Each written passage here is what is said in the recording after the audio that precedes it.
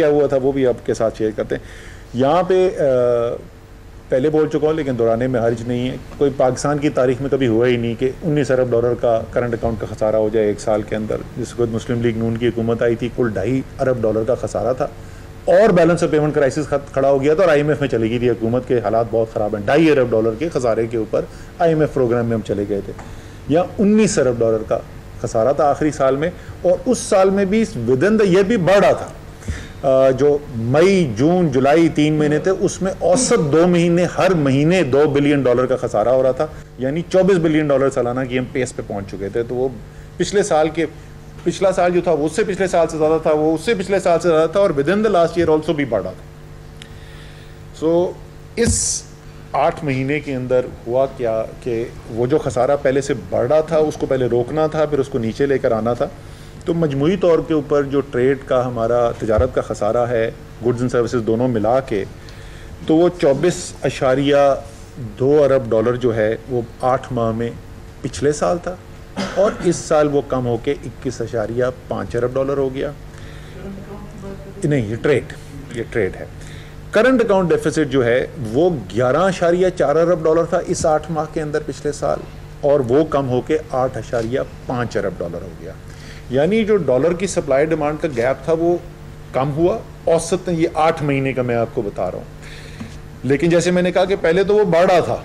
तो जब जुलाई आया 2018-19 का, तो 2018 का जब जुलाई आया तो वो उससे पिछले जुलाई से कहीं ज़्यादा था। तो जो खसारा ये साल शुरू हुआ कम, ये अब यहाँ पे कम 8 महीने में कैसे नज़र आ रहा है, क्योंकि अब तेज़ी से वो कम हो रहा है मुकाबले में पिछले साल के जो हमने पॉलिसीज़ अपनाई। उन पॉलिसीज़ के नतीजे के अंदर जो तजारत का खसारा था फरवरी का जो आखिरी महीना है उसमें 2.9 अरब डॉलर की फरवरी 2018 में खसारा था तजारत का, और फरवरी 2019 में 2.3 अरब डॉलर, 2.9 से कम होकर 2.3 पे आ गया। और जो करंट अकाउंट का खसारा था वो फरवरी 2018 में 1.2 अरब डॉलर था, जो कि कम होके 360 मिलियन डॉलर रह गया, यानी 72% उसके अंदर कमी आई। तो वो जो बहुत बड़ा सप्लाई डिमांड का गैप कम हुआ था तो वो कम हो गया, और बहुत खातिर खान उस पर कम हो गया। इसलिए जो पिछले अभी हफ्ते 10 दिन से हो रहा है ना, ये प्योर स्पेकुलेशन हो रही है। ये कुछ मार्केट में खबरें फिर फेक न्यूज़ लगी, स्क्रीनशॉट जाली बना के भेज दिए गए। वो मेरे पास आ गया स्क्रीनशॉट की, असद उमर ने कहा 160 का हो जाएगा डॉलर अभी जून में। मैंने कहा किसी को कहा यार फ़ोन करो एक्सप्रेस न्यूज़ को, ये क्या खबर चला रहे हैं। एक्सप्रेस वालों ने कहा जी उसको देखें तो हमारा तो लोगो राइट पे होता है, ये तो लेफ्ट पे फेक किसी ने लोगो बना के वो सोशल मीडिया पे चलता है। और ये एक खबर नहीं, ये रोज़ाना की बुनियाद पे फेक न्यूज़ आई जा रही है। जो बाकी कसर बची थी वो साबिक वज़ीर ख़जाना इसहाक़ डार साहब जो हैं, उन्होंने आके आसमा शिराजी के प्रोग्राम पे और बहुत सारे प्रोग्राम्स पे आके उन्होंने कह दिया जी कि लिख के दे दिया है IMF को कि कितने के डॉलर की कमिटमेंट होगी। IMF के साथ ये मैं बिल्कुल वाजे कर दूं कि ये उनकी कोई मुतालबा भी नहीं है कि डॉलर कितने पे होना चाहिए। एक्सचेंज रेट मैनेजमेंट कैसे करनी है कैसे नहीं करनी उसके ऊपर बातचीत चल रही है कि डॉलर की कीमत क्या होनी चाहिए, तो मुतालबा ही कोई नहीं है, तो हमें मानना तो दूर की बात है। ठीक है जी। सो वो कर दिया। उनके पास टाइम आजकल ज़्यादा है। डार साहब इधर आके कानून को फेस कर लें। अच्छा नहीं लगता पाकिस्तान के वज़ीर ख़जाना को सब लोग रोज़ एब्सकॉन्डर बोलते हैं। तो ये सारी खबरों की वजह से हुआ था। मैंने आज सुबह भी बोला था, स्टेट बैंक ऑफ पाकिस्तान जो है वो 2 टोक अल्फाज में कह चुका है कि रुपया इक्विलिब्रियम पे है। टेक्निकल टर्म, यानी थोड़ा सा मैं टेक्निकल बता देता हूँ आपको। रियल इफेक्टिव एक्सचेंज रेट एक टेक्निकल टर्म होती है जिससे ये देखा जाता है कि रुपया अपनी सही वैल्यू के ऊपर है या ये अपनी वैल्यू से ज़्यादा या कम है। जनवरी 2018 में 127 का रियर था, यानी टेक्निकल एनालिसिस ये कह रहा था कि रुपया 27% अपनी हकीकी कदर से ज़्यादा है, इसको 27% कम होने की ज़रूरत है अपने इक्विलिब्रियम पे आने पे। आज स्टेट बैंक ये कह रहा है कि वो इक्विलिब्रियम पे है, यानी कोई वजह नहीं है कि अब रुपए की कोई कीमत के अंदर कोई बहुत लंबी चौड़ी कमी हो।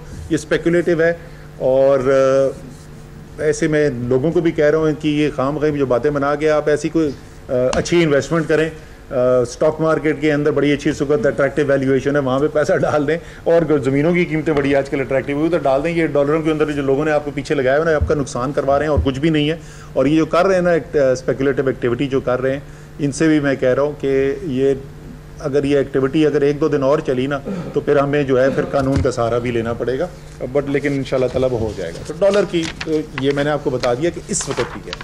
अब ज़रा से देख लें कि ये जो रोज़ बयान देते हैं जिन्होंने कहा कि डॉलर की कदर, रुपए की कदर गिरने से, डॉलर मजबूत होने से तबाही आ गई पाकिस्तान में और पाकिस्तान की तारीख में आज तक ये नहीं हुआ था, तो इनको ज़रा सा देख लें कि ये पहले हुआ क्या था। जो बैलेंस ऑफ पेमेंट क्राइसिस से इन्होंने डील किया तो क्या हो गया था। मैं दोबारा रिपीट करूँगा कि वो जो बैलेंस ऑफ पेमेंट क्राइसिस, जो करंट अकाउंट का खसारा हमने इनहेरिट किया है, उसका अशर अशीर नहीं था इनका।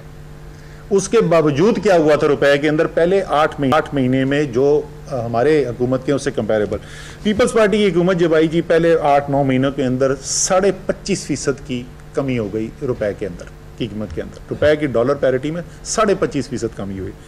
मुस्लिम लीग नून के वक्त में 10.1% कमी हुई और हमारे वक्त में 10.8% कमी हुई। सो इसके बावजूद कि उनको सिर्फ बैलेंस करंट अकाउंट का खसारा $2.5 बिलियन मिला था, वो 10% से ज़्यादा डिवैल्यूएशन हुई थी और हमें $19 बिलियन का खसारा मिला था। हमारी भी वही 10% से थोड़ी सी ज़्यादा हुई है, तकरीबन बराबर हुई है। सो ये जो रोज़ बयानात देते हैं ना, उनसे बोलें कि अपना वक्त जो है ना ज़रा पीछे मुड़ के देख लें। और जहाँ तक मुझे याद पड़ता है, हो सकता है मैं गलत हूँ, जहाँ तक मुझे याद पड़ता है इसहाकडार साहब थे वज़ीर ख़जाना जिसमें पीरियड की बात कर रहा हूँ। फिर आ जाए जी दूसरी, मैं डॉलर पे आखिरी बात बोल दूं।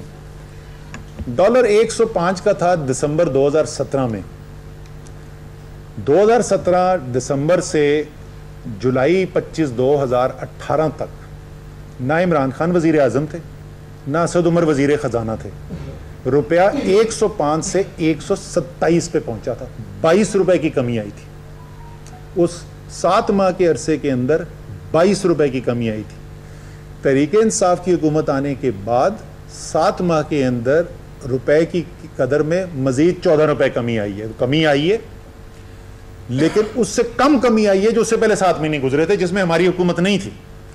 सो डॉलर की कीमत जो है वो डिमांड सप्लाई फंडामेंटल्स के लिहाज से कम कर देना जो है वो मईशत के लिए अच्छा होता है या ये ख़राब चीज़ होती है। इसके लिए मैं आप तमाम दोस्तों से रिक्वेस्ट करूँगा कि एक प्रोग्राम रख लें, उसमें मिफ्ता इस्माइल और इसहाकडार साहब दोनों को बुला लें, उनका मुकालमा करा लें, हम सुने, हम भी मुस्तफ़ीद हो जाएंगे। क्योंकि दोनों की जो पॉलिसियों में ज़मीन और आसमान का फ़र्क था, तो ज़रा आपस में उनकी गुफ्तगू हो जाएगी तो मेरी जहन क्लियर हो जाएगा कि बेहतर कौन सी पॉलिसी होती है। अब आ जाएँ जी महंगाई के ऊपर। मैं एक से ख़त्म कर लूँगा ना फिर आप लूँगा। अच्छा, फिर आ जाए जी महंगाई के ऊपर। मैं बार बार कहता हूँ महंगाई है, इसमें कोई हुकूमत ही किसी रुकन को ये नहीं कहना चाहिए कि महंगाई नहीं है, ये हकीकत है। मैं बिल्कुल जी, मैं तो बोल रहा हूँ कोई वजह ही नहीं है एब्सोल्युटली। और मैं तो कह रहा हूँ ये जो कर्व के अंदर जो हो रही थी एक्टिविटी, और जैसे मैंने कहा मैंने कुछ मैसेजेस किए थे तो मुझे अभी जो टिकर्स वो बता रहे हैं उसी का असर मुझे लग रहा है, वो इंशाल्लाह ठीक हो जाएगा। फिर महंगाई के ऊपर जी क्यों होता है ये बैलेंस ऑफ पेमेंट क्राइसिस जब पैदा होता है तो उसके बाद जो आपको फैसले करने पड़ते हैं उसमें महंगाई क्यों होती है और हमेशा होती है। और मैं आपको भी बता दूंगा इदाद और शुमार, जैसे मैंने डॉलर के बताया था ये भी आपको बता दूंगा कि जिस वक्त आपके खसारे एक हद तक बढ़ जाते हैं ना, एक ख़तरनाक हद तक, तो उसके बाद आपको फैसले करने पड़ते हैं कि मैंने इस गैप को कम करना है। उसमें जो स्ट्रक्चरल रिफॉर्म, इंतज़ामी ढांचे के अंदर बेहतरी, चोरी के ऊपर काबू, वो सब टाइम लगने वाली चीज़ें होती हैं। लेकिन जब आप बिल्कुल एज के ऊपर होते हैं तो आपको फौरी तौर के ऊपर कोई प्राइस एक्शन भी लेने पड़ते हैं, कोई टैक्सेशन मेजर्स भी लेने पड़ते हैं, और वो क्या उसका असर होता है वो हम बताते हैं। अगर वो ना करें तो वो पैसा भी ना जरदारी साहब की जेब से आना है, ना वो नवाज शरीफ की जेब से आना है, ना वो इमरान खान और असद उमर की जेब से आना है। वो पैसा भी अवाम की जेब से आता है, वो अफरात ज़र की सूरत में आएगा, वो मजीद टैक्सों की सूरत में आएगा। आखिर में ये पैसा जो है। नाज़रीन, आपको यहाँ पर बता दो चलें कि वज़ीर ख़जाना असद उमर इस्लामाबाद में एंकर से गुफ्तगू कर रहे थे। उनका कहना था कि अदायगियों में अदम तवाज़ुन से भी महंगाई बढ़ती है। महंगाई एक हकीकत है, इससे इनकार मुमकिन नहीं है। मिफ्ताह इस्माइल और इसहाक डार की हिकमत अमली में ज़मीन आसमान का फ़र्क था।